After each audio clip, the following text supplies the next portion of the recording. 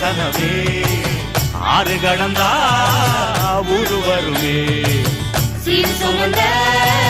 சாதி சனமே ஆறு கடந்தா